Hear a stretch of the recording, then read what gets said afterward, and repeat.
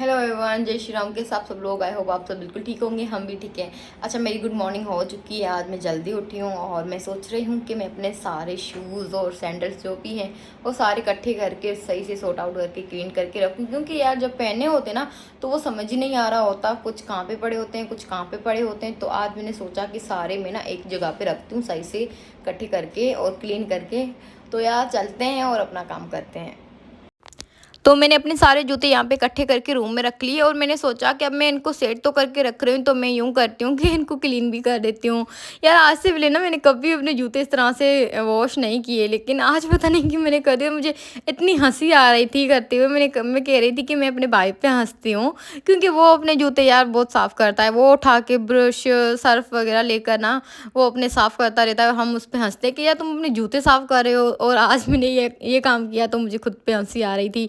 यार वैसे ना जूते साफ करके हम रखते हैं तो वो पहनते हुए ना अच्छे लगते हैं, मतलब शाइनी लगते हैं। वरना न्यू जूता भी अगर साफ़ नहीं हो तो वो इतना पुराना सा और गंदा सा लग रहा होता है। तो मैंने अपने सारे जूते क्लीन किए और फिर यहाँ पे मैंने सेट करके रख दी। मैंने कहा मैं आपको भी दिखा देती हूँ। ये मेरे सारे जूते हैं। मेरे पास काफ़ी ज़्यादा भी नहीं है और कम भी नहीं है, बस गिने चुने जूते हैं। इनमें से एक दो तो मेरे न्यू हैं जो मैंने कभी आज तक नहीं पहने हैं। ये जो ब्लैक वाली आपको हील सामने दिख रही है, ये भी मैं दिवाली से पहले लेकर आई थी। 1-2 दिन पहले दिवाली से लेकर आई थी। ये भी मुझे पहनने हैं, वो मैं पहनूंगी। और एक ये गोल्डन है, ये भी मैंने कभी नहीं पहने। बाकी जो है ना वो सारे मैं कैजुअली और कहीं जाती आती हूँ तो मैं पहनती रहती हूँ। बाकी फिर ना मैंने सारे अलमारी के अंदर सेट करके रख लिए। और ये मेरे पास बैग्स हैं, शू बैग्स, ये मैंने ऑर्डर की थी और इसके अंदर ना मैं रखती हूँ शूज़। तो ये सही पड़े होते यार, ख़राब नहीं होते। तो मैं सोच रही हूँ मैं 1-2 और भी मंगवाऊँ, ताकि इसके अंदर जो बाकी के भी जूते रहते हैं तो वो भी मैं इनके अंदर ही रखूँ। यार वैसे ना इसमें सिर्फ मेरे ही जूते सेट आए थे, बाकी उम्मी के अभी काफ़ी सारे जूते हैं। यार उसके पास तो मतलब इतने सारे जूते सैंडल्स हैं, वो पहनते ही नहीं हैं, बहुत कम पहनते हैं। वो सारे बाहर दूसरे कार्टून में पड़े हैं और मेरे पास जगह नहीं है। मम्मी के तो इतने सारे जूते हैं कि जब भी सफाई होती है ना हम किसी ना किसी को दे देते हैं। अभी तो वो इतने सारे जूते लेता नहीं है, कम कम लेता है। लेकिन पहले ना वो बहुत लेता होता था, तो उनको बहुत शौक होता था पहले।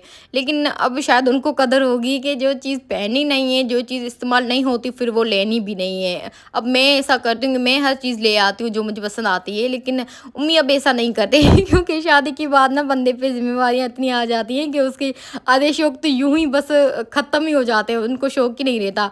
तो ना शादी के पहले मम्मी को बहुत ज़्यादा शौक होता था कि मैं कपड़े लूँ, जूते लूँ। वो मुझे बताते थे उनके पास इतने कपड़े होते हैं, मतलब होते थे, अभी भी इतने सारी जो होती है ना पोटली हमने भर के रखी हुई हैं ऊपर, और किसी को कुछ दे भी दी हैं और कोई तो मतलब ऐसे पड़ी भी हैं, वो यूज़ भी नहीं करते। इतने सारे मेरी अलमारी में भी पड़े हैं, क्योंकि यार कुछ कुछ ना फेंकने नहीं, आई मीन किसी को देने का भी दिल नहीं करता, क्योंकि वो इतने न्यू होते हैं। तो मम्मी के कपड़े और जूते बहुत सारे होते हैं जो हम डिस्कार्ड करते भी रहते हैं, देते भी रहते हैं, फिर भी बहुत सारे उनके पास हैं। लेकिन अब वो नहीं लेते, अब वो वही चीज़ लेते हैं, उतने ही लेते हैं जितने वो इस्तेमाल करते हैं, बस उससे ज़्यादा नहीं लेते। फिर यार मैंने सोचा कि मैं नहा के भी आती हूँ, क्योंकि कृषा इस टाइम मम्मी के घर होती है 1-1.5 घंटा। तो मैं इस टाइम में ना जितना भी काम मुझसे हो सकता है, पहले तो मैं आराम करती हूँ, थोड़ा बहुत मोबाइल चलाती हूँ, उसके बाद जितना भी मुझसे काम होता है ना मैं कर लेती हूँ।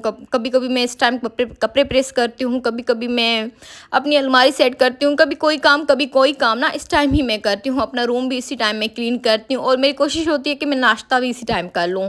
तो खैर मैंने नहा लिया था। फिर उसके बाद मम्मी की कॉल आई थी, मम्मी ने कहा कि यार अब कृषा नहीं बैठ रही, तुम आओ और अपनी बेटी को जो है वो ले जाओ। फिर मैं गई थी कृषा के पास। पहले मैंने कहा यार मैं नहा के आई हूँ तो थोड़ा बहुत मैं टेंट लगा लूँ। वैसे तो मैं सुबह के टाइम रेडी नहीं होती। अब पहली बात तो मैं नहाती भी नहीं, नहाती मैं तब हूँ जब सारी दुनिया नहा के फिर से गंदी हो जाती है ना, शाम के टाइम 5-6 के बाद, तभी मैं नहाती हूँ। लेकिन आजकल सर्दी है यार, इतनी मतलब इतना ठंडा पानी होता है, बर्दाश्त नहीं होता, इस वजह से मैं सुबह के टाइम ही नहा लेती हूँ। और आज पता नहीं क्यों मेरा दिल किया तो मैंने टेंट लगा लिया। लेकिन यार मैं सुबह सुबह रेडी नहीं होती, क्योंकि फिर ही घर के सारे काम करने होते हैं। सुबह के बाद ना खाना बनाना होता है, फिर कृषा को नहलाना होता है, फिर कचरा वगैरह हो जाता है, वो उठाना पड़ता है। तो इस वजह से ना मैं जो है वो शाम को ही एक बार फ्रेश होकर रेडी हो जाती हूँ।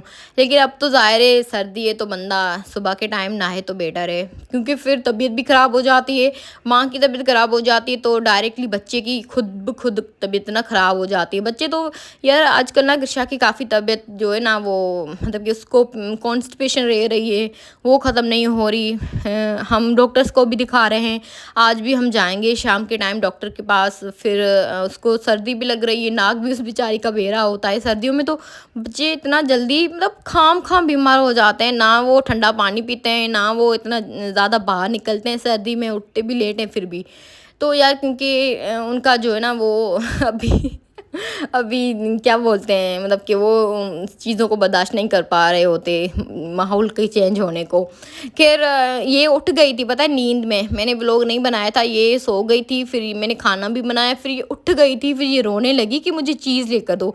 इसकी यही आदत है, ये उठती है और इसको चीज़ चाहिए होती है, खाती नहीं है। ये मैं 100 रुपए की चीज़ लेकर आई थी, सारी मैंने खाई थी, ये तो बिल्कुल भी नहीं खाती। ख़ैर मैंने इसको चीज़ वग़ैरह खिलाई, फिर हम गए थे डॉक्टर के पास। रात को हम जाते हैं डॉक्टर साहिबुद्दीन जंजी के पास, वो यार बहुत अच्छे डॉक्टर हैं यार। मैं जाते हम बिल्कुल कम है उनके पास, लेकिन ना मैं उनसे कॉल पे बात कर रही हूँ करती हूँ, मैसेज कर लेती हूँ, तो वो ना मुझे जवाब देते हैं, हर चीज़ का अच्छे से समझाते हैं। क्योंकि यार फिर रोज़ रोज़ जाया भी नहीं जाता ना डॉक्टर के पास, कौन जाए क्लिनिक पे, फिर वहम भी हो जाता है। मेरा मेरा ये कि मैं इतना डरती हूँ हॉस्पिटल जाने से, मैं कहती हूँ कि मैं डॉक्टर को पैसे देकर कॉल पे बात कर लूँ लेकिन मैं हॉस्पिटल ना जाऊँ, लेकिन क्या करें मजबूरी में जाना पड़ता है। फिर रात के टाइम ना खाना हमने मंगवाया था बाहर से, फुल्के मैंने कहा मैं खुद बनाती हूँ, और अभी ये पलटने के चक्कर में ना मेरा हाथ भी थोड़ा जल गया।